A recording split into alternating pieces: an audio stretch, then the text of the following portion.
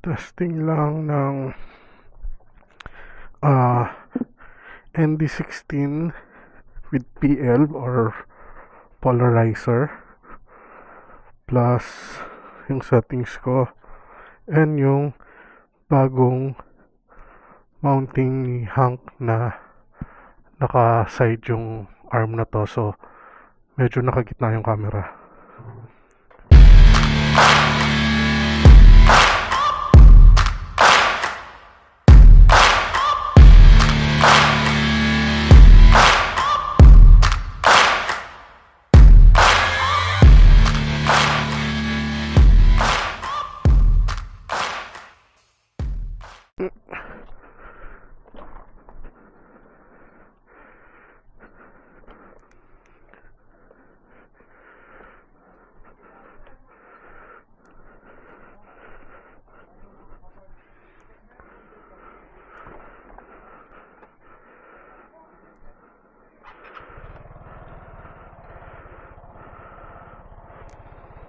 Sana okay naman yung angle niya.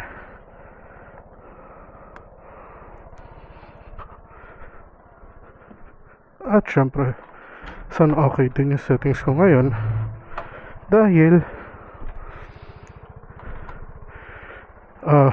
para alam ko na kung paano ko i-adjust. Plus yung stabilization ko naka-low. Tapos ito nga pala yung original German plate. Customize yan by pina-customize ko kay Eurovision. So naka-clip yan. So ayan, try natin yung angle ko.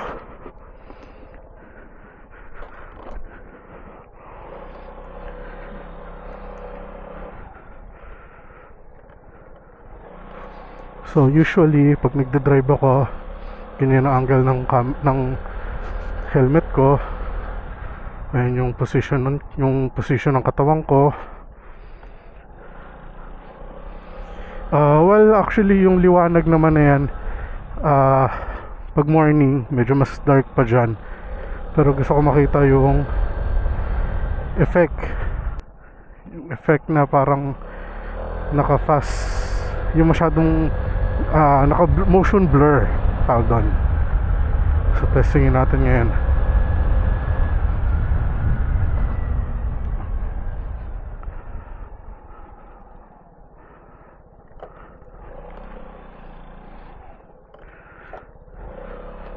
Yung normal ride para alam ko rin kung tama ba yung angle ng camera ko, kung kailangan pang itingala, kailangan pang iyuko.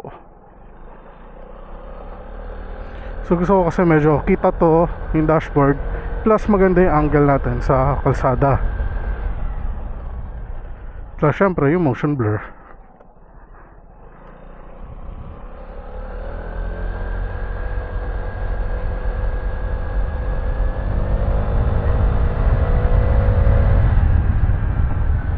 Okay na siguro yan.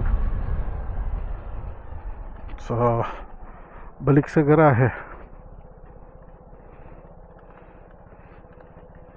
Yung pinagkuhaan ko ng settings kasi, ng style ng settings is nagtatrack talaga.